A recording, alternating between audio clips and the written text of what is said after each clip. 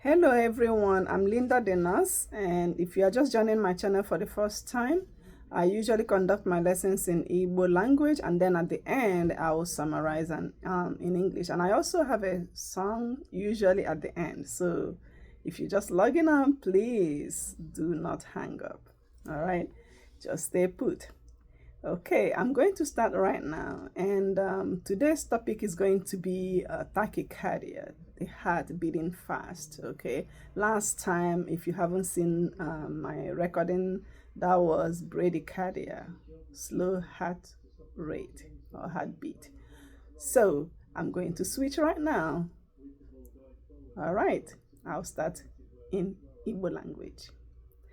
Ndewonu ndị ebe anyị, ndewonu, kedu ka unu mere ọwụ ihe dị nwa unu nwaanyị nwa afọ Igbo abịakwala m ọzọ n'ụbọchị nke taa iwetara unu ihe mmụta. Ọ bụrụ na taa wụ mbụ ị na-abata n'ihe mmụta ihe nkụzi a, ọ bụ ihe dị nwa unu nwaanyị a na-eme nkụzicha n'Igbo then m abịazie n'ikpeazụ chịkọta ya ọnụ n'okwu bekee. And then ana m ejisikwa ike chọta abụ m ga-abụrụ unu, so nọkwara apụla. Okay, so ihe anyị ga-akụzitụ n'ụbọchị taa bụ ihe a na-akpọ obi mmadụ ịkụ ọsịsọ ọsịsọ. So ihe anyị mere n'izu ụka gara aga wụ obi mmadụ ịkụ nwayọọ ebe ọ gafere oke. Mgbe ụfọdụ o nwekwara ike ya bụ na onweghị ihe kpatara ya, dịka ndị na-eme oke jolly maọbụ exercise, so maọkwanụ n'ọjọọ, nwere ike ya bụrụ otu onye ahụ na obi ya na-erutanwu, maybe ọ nọ like 50s or something, because 50 maka ihe o kwesịrị nọ bụ between 60 ruo 100.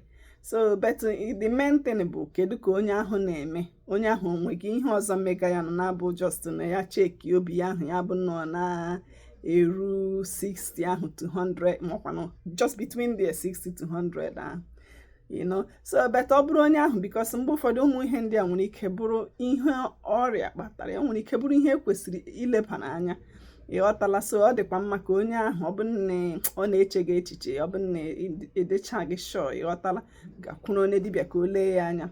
Okay, so nke taa bụ tachycardia, obi ịkụ kpumkpum ọsịsọ ọsịsọ, like m kụziri unu n'izu ụka gara aga. Okay, ebe a na ebe a radial pulse na ebe a, ọ bụrụ iwere aka gị abụọ na jide ebe a, emesikwala ya ike, just slightly nnọọ ijide ya aka ebe ahụ. Ị ga na-ahụ ebe ị ga na-efili ya, ọ ga na-emetụta gị ebe ọ na-akụ kpum kpum kpum. So ị gụọ ya ọnụ, ịghọtala, o kwesịrị ịnọ 60 to 100 ọ ihe m na-ekwu. So mgbe ọ bịara gafee 100, then ọ gịnị mere o ji agafe otu ahụ? Mgbe ụfọdụ o nwere ike bụrụ ihe just metụ ya ọkwesị, ịghọtala. So mgbe ụfọdụ o nwere ike onweghị ihe ọwụ, then mgbe ụfọdụ ka o nwere ike wụrụ ihe ndị, mgbe ụfọdụ ihe gbasara ihe na-eme n'obi gasị, mgbe ụfọdụ o nwere ike bụrụ ihe ga-adị oke njọ. So ya mere ọ bụrụ na o mere gị, ịghọtala, onweghị ihe dị njọ na ịgakwuru onye dibịa si ya lekwa ihe mere gị. Achọrọ m ịmata gịnị mere o ji mee, ọ kakwa mma karịa ịgba nkịtị in case ọ bụrụzi ihe dịwa serious, especially ọ bụrụ na onweghị ihe ị na-eme dịka ịgba ọsọ maọbụ exercise, maọbụ na ị na-idubizi nnọọ na-arụsi ọrụ ike, ịghọtala. Ya eme ọ bụrụ na ị nọ nnọọ nwayọọ na-ezu ike, maọbụ na ị nọ otu n'oche, ihe ahụ mee, ị kwesịkwara ilebara ya anya. Okay, so ọ ya bụ ihe anyị ga-agbatụcha ụkwụ kwuo taa. So enwegasịkwara na obi ahụ na-akụ kpumkpum, enwegasịrị ụdị dị iche iche. Okay, enwegasịrị ụdị dị iche iche, but ha niile bụ ihe a ga-akọwacha ofu. Enwe ndị a na-akpọ atrial fibrillation, asị AFib, nka ga-ekwu nke ahụ mgbe ọzọ. Atrial flutter, ventricular tachycardia, supraventricular tachycardia, ventricular fibrillation, nke ahụ bụkwa nwere ike igbu mmadụ nnọọ, ịghọtala. So nke ahụ wee medical emergency. So ọ ya mere enwegasị nnọọ ihe dị iche iche nwere ike, mgbe o dipendịrị ebe electrical activity ahụ na-eme ka obi ahụ na-akụ kpumkpum, o dipendịrị ebe o si, part of obi, ọ bụ n'elu ka ọ bụ na mgbada, ịghọtala. So then gịnị bụ gasị ihe nwere ike ime ka obi mmadụ na-akụ kpumkpum ahụ? okay?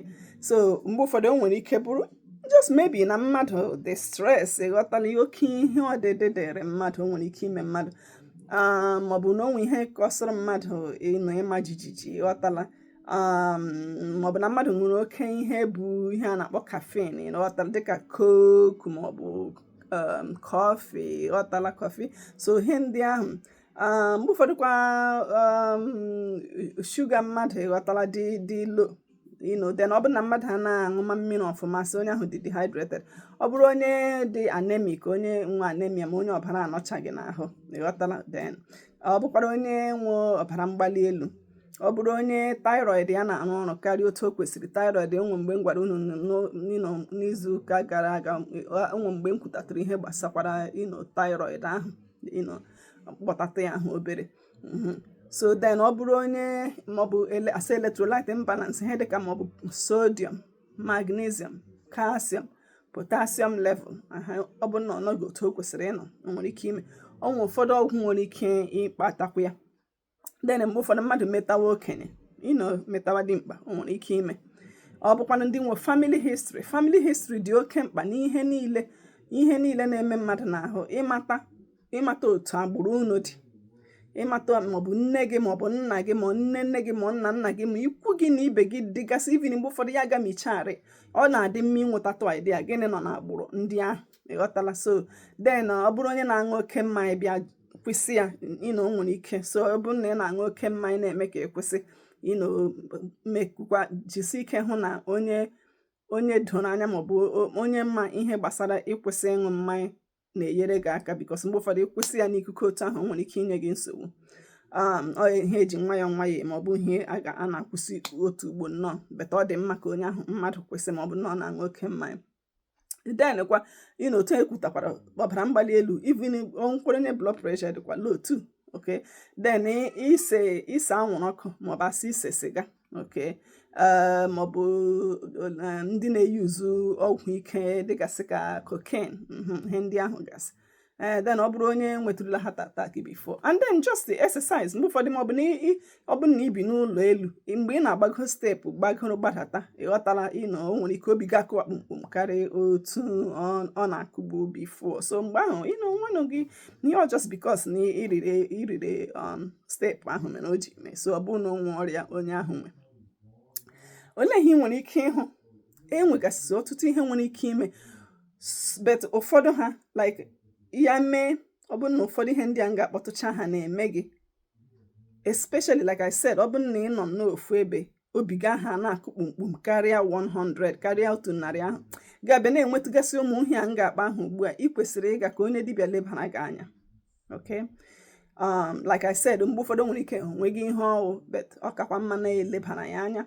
Ọ bụrụ na ị na-enwe obi mgbu, ọ bụrụ na ị na-enwe adị ya dịka ọ na-enye gị nsogbu iku ume, ọ bụrụ na emega dịka ị ga-ịda mba, okay? Mgbe ụfọdụ ya dịka obi gị akụtụ ihe ome ka ọ kwụsịrị kụwakwa ime ụdịka ihe ahụ. Ọ bụrụ na isi na-ebu gị, isi na-achị gị, ọghọtala. Ọ bụrụ na ị na-adịsị oke ike ọgwụgwụ nnọọ, then ichekie, ọ bụrụ onye ichekie blood pressure gị na ọ dịghị otu o kwesịrị ịdị. Mgbe ụfọdụ kwa ọ bụrụ maọbụ heart failure, okay? Obi mmadụ ọ bụrụ na ọ na-arụ ọrụ ọfụma, so maọbụ nnọọ otu ntabi anya nnọọ mmadụ ememe ka ọ mazighị ihe ọ na-eme, ọ maghị ebe ọ nọ, ịghọtala, wite obi ahụ na-akụ kpumkpum. So onye ahụ kwa ekwesịrị ilebara ihe ahụ anya. O nwere ike bụ na onwe ihe ndị ọzọ dị nọ ekwesịrị ilebara anya. Ma olekwana ihe nwere ike ime mmadụ, asị ndị bekee akpọ ya complications. Onwe ihe nwere ike ime mmadụ ma ọ bụrụ obi ahụ na-akụ kpumkpum. Well, ihe o dipendere ụdị tachycardia ọ bụ ụdị kpumkpum ọ bụ ụdị nke ọ bụ. Like I said before, ma o sitere n'elu ebe obi ka ọ bụ na mgbada ebe obi, ịghọtala. Ọ bụkwa na onye ahụ nwee ọrịa obi ọzọ dị iche iche. And then kedu kpumkpum ahụ ọ na-akụ, ọ just on 100 ka ọ bụ 110 ka ọ bụ 150 ka ọ bụ 170, so dependere how high. Ọ bụ na ọ dị high nke ukwuu, then ọ dịghị mma, okay? So olekwa na ụfọdụ nsogbu nwere ike ịpụta from ihe a. Onwe ihe a na-akpọ blood clot, ndị bekee na-akpọ blood clot, ọbara ịkpụkọta. O nwere ike ọbara kpụkọta mmadụ, maọbụ mgbe ụfọdụ ya kpụkọta ya nwee ebe ọ blọkụrụ na vessel blood a na-aga mazi enwere ike onye ahụ enwe stroke, o nwere ike onye ahụ enwe ihe a na-akpọ heart attack. Okay, mmadụ nwere ike ime ka ọ dara mba, ịghọtala, ọ gaghị amazi ebe ọ nọ. O nwere ike obi mmadụ agaghị arụmazi ọrụ otu dị mma, then ndị asị ma ọ bụ heart failure. Yeah, so then olee otu a ga-esikwanụ mmebi mata ihe na-eme ma ọ bụ nyobatụrụ ya anya? Wele enwegasị ọtụtụ ihe enwere ike ime, test ụfọdụ ECG, EKG, EKG ụfọdụ akpa ECG, EKG, so but nke a wụ nnọọ basic, ghọtala, onye dibịa gị gasị ka enwere ike ime depending ebe ị nọ n'ụwa, ghọtala. Onwe ndị na-etinye maọbụ Holter monitor, ka mara otu obi onye ahụ si akụ, coronary angiogram, chest x-ray, MRI, CT scan, EP study, stress test, tilt table test. Ihe a bụgasị ụmụ test enwere ike ime ka amata gịnị na-eme n'obi ahụ, gịnị na-eme. Okay, so then olekwana ihe a ga-eji, olee otu esi etriti. Again, treatment o depend nọ na ihe na-eme, o depend kwara n'ụdị kpumkpum na-akụnụ, ịghọtala. So mgbe ụfọdụ ọ bụrụ ya mewe mmadụ, ịghọtala, ọ bụrụ na ị nọ onye ahụ nso, okay, si onye ahụ lee ma ọ ga, because mgbe ụfọdụ nwere ike ajọsụ kwesị, ịghọtala, o nwere ike metụ mmadụ ya ọkwesị onwe ihe mere na oke gaa na-agakwara ya onwe gị, ịghọtala.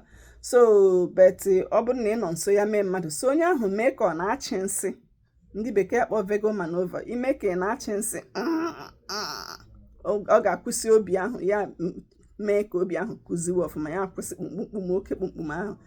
Okay, ụfọdụ ewere maybe ice, ọ bụrụ na ị na-ebe ice dị, maọbụ ice pack, onye ahụ ịda na iwere ya, tinye n'ihu gị maọkwanụ n'ebe olu. Mgbe ụfọdụ a na-ayuzukarịkwa ebe ụmụaka nọ, because ha nwere ike ha agaghị aghọtacha isi ha chịa nsị ahụ.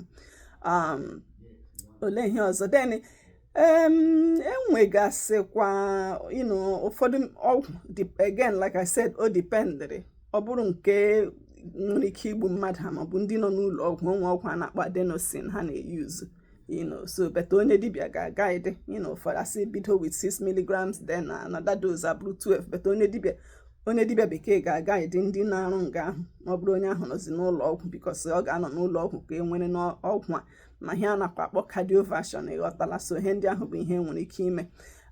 So yeah, mgbe a gakwa ejisi ike hụ ka emekọ hafụ ime ọzọ. So ụfọdụ agatinye pacemaker, ihe a na-akpọ pacemaker, so ka onye eziri aka na-ehepụ obi ahụ, ka ọ na-akụzi otu o kwesịrị ịkụ, ma nke a na-akpọ ICD, implantable cardioverter defibrillator, nke ahụ ọ chọkwara ịdị ka pacemaker, beta o buturu ibu karịa.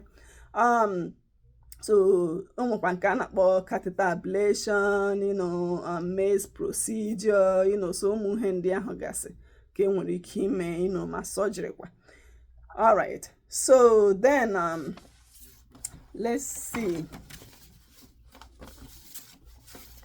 Olee ihe mmadụ nwere ike imekwanụ, ihe a ga-ejikwanyere ndụ aka ka ihe a hapụ ime. Like I said, mgbe ụfọdụ nwere ike just mee, nwere ike ịma ahụ ihe nọ n'ahụ mmadụ buru ibu, ihe na-emekwa n'ahụ mmadụ dịgasị ọtụtụ, so but ihe anyị nwekwara na ike ime just iji nyere ndụ aka, nyekwara obi anyị aka, ịghọtala. Jisi ike na-aga check-up, ọ bara uru.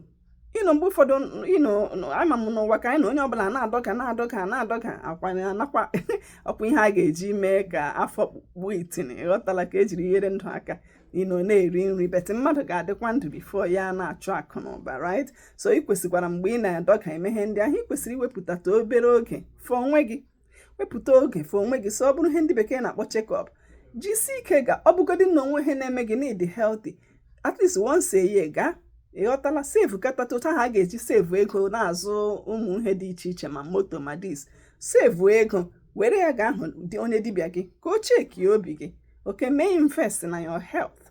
Alright, so then ọ bụ na onye ahụ n'inwe ọrịa obi na-aga ahụ dọkịta, ka ọ na-eleba anya mana ihe na-eme. Ọ bụ na onwe ọgwụ asị gị ṅụọ, gaa na follow up, ịghọtala. Then ka iji si ike kwanụ gbochie ọrịa obi, ụfọdụ ihe a ga na-eme bụ ị na-emegharị ahụ, okay, ị na-eme exercise ba n'oke uru. Again, exercise doesn't mean na ị ga-aga na gym ga nọ. Ị nwere ike just maọbụ na ị na-eme gardening ma tinye egwu n'ụlọ gị gbawa egwu. Ọ bụ na ị like igba egwu, just things like that. But anọ n'ofu ebe too much, nọ na-emegharị ahụ.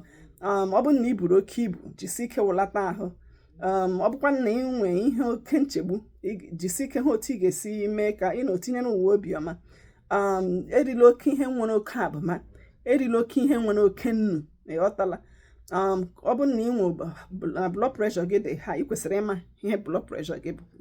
Ọ bụ na ịma gị, ị na-edere mata ugbu a taa.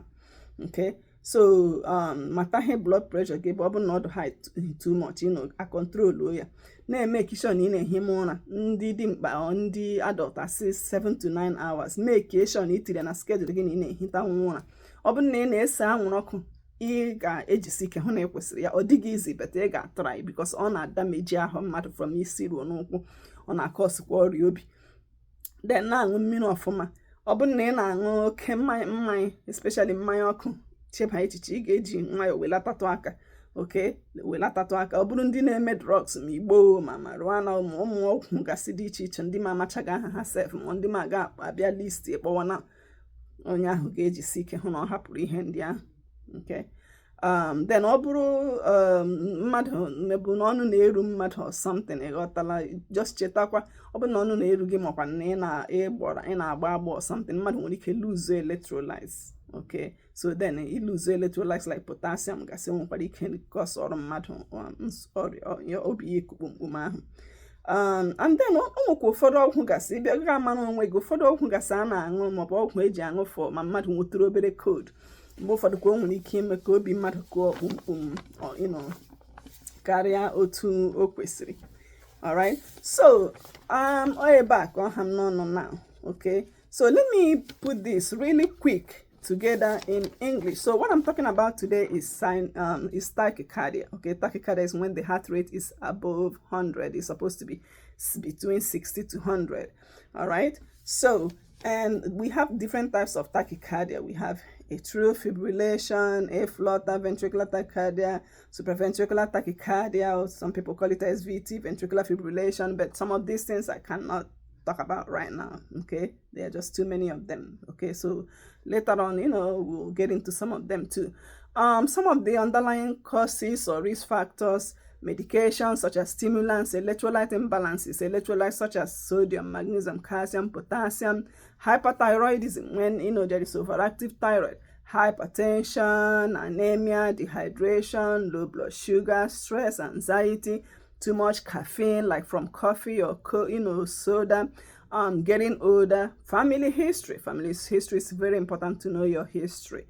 Okay, alcohol withdrawal, hypotension, smoking, nicotine use of drugs, such as cocaine and some other drugs. Okay, heart attack, or even just exercise. Okay, so it just depends.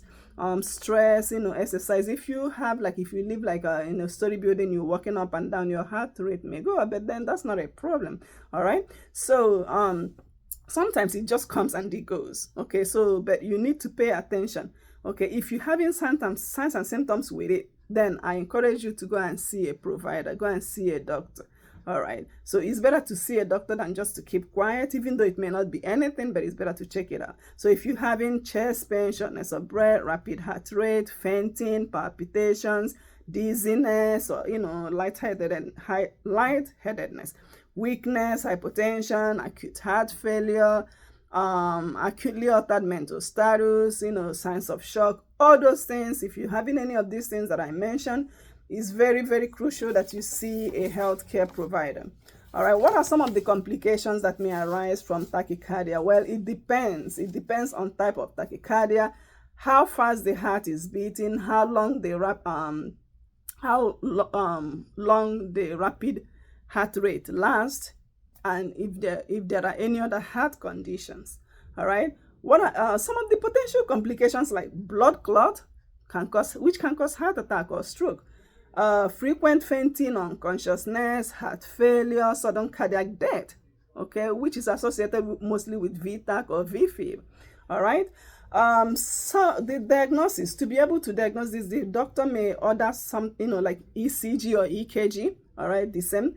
Holter monitor, coronary angiogram. There's just a lot of them. Chest X-ray, MRI, CT scan, EP study, stress test, tilt table test. Okay, so all these will help the doctor to figure out what's going on with your heart.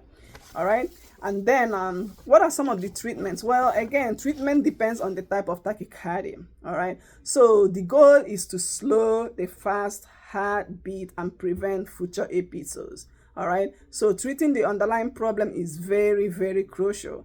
Sometimes it may correct itself, like I said. So, but if you're close to the person, tell them to do a vagal maneuver. Okay, so as if they're gonna pass stool, bear down as if passing stool. And sometimes using ice pack, maybe on the face, on the neck, or coughing. So those will help because they will affect the vagal nerve. So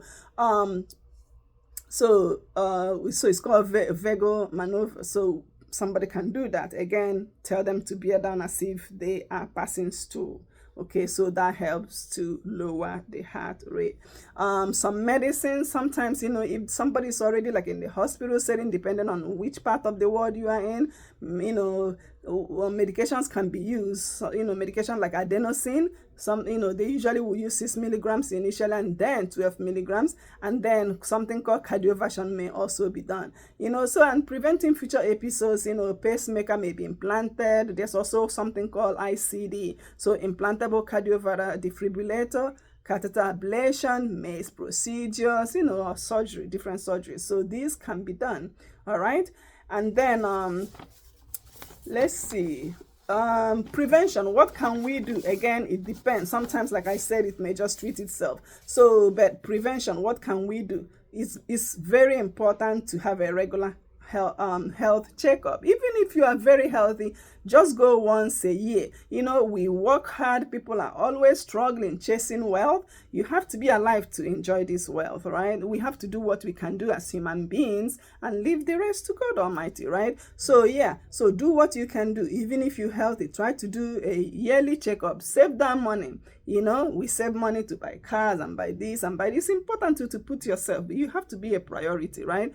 Save some money, go and see a doctor. Even if it's once a year, you have to know your baseline labs, okay? Some of these, basic labs you have to know.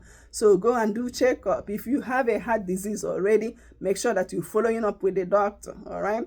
And, there are some tips that we can try to prevent or just to try to have a healthy heart.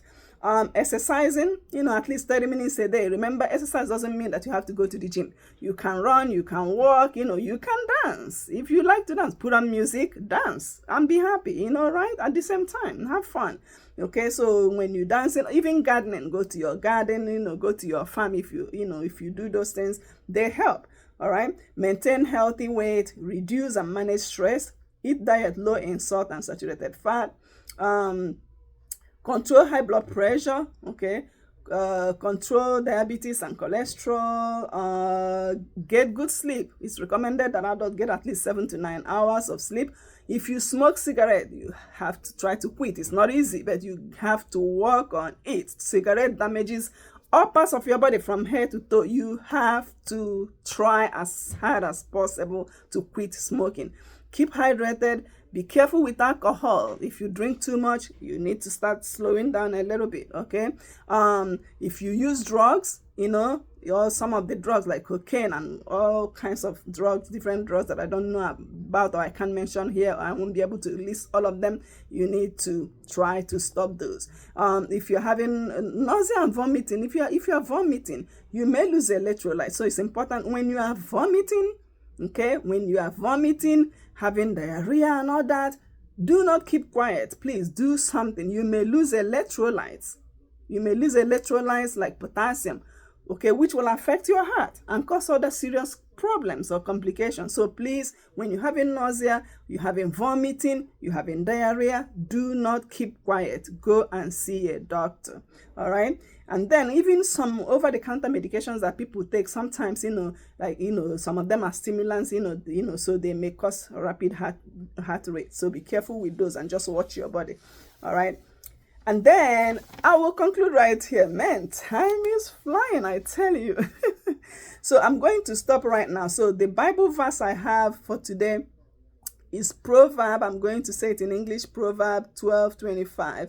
It says, heaviness in the heart of man maketh it stoop, but a good word maketh it glad. Let's be nice to one another. In Igbo, it says, nchegbu n'obi mmadụ na-eme ka obi daa mba, ma okwu ọma na-eme ka ọ ṅụrịa. Why do we have to say words that will cause someone to cry, that will make someone to stay up at night crying? Let's be nice to each other. Let's be nice to one another. Just be nice. What are we fighting for? What is it? All right. So my song, don't hang up, we almost done. So my song, I'll sing it in Igbo language. But the song is basically saying, let them know in every corner of the world that God is the King. He is the only King we have. He's the only King we have to worship.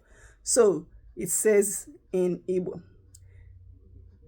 ka ha mara n'etiti mba niile, ka ha mara n'etiti mba niile, Jehova bụ eze, Jehova bụ eze, Jehova bụ eze, Jehova bụ eze, Jehova bụ eze, Jehova bụ eze. Lord, I thank you for today. Thank you for this lesson. And I pray that someone, Lord, that someone will learn from this, Lord, and improve their health. Lord, I pray that you'll continue to stretch your hand, continue to send your angels to be with us, Lord. Continue to help us improve our health, Lord. You provided everything we need on earth, Lord. Okay, let us be grateful. Let us be thankful for whatever we have. And we thank you, everlasting Father, because we know that you will heal somebody through this lesson. We thank you. May your name be exalted. You are the only King that we know. Thank you, everlasting Father. May your name be exalted forever and ever. Amen. All right, bye-bye. Ke mesia. Nọdịnụ nke ọma o. Bye.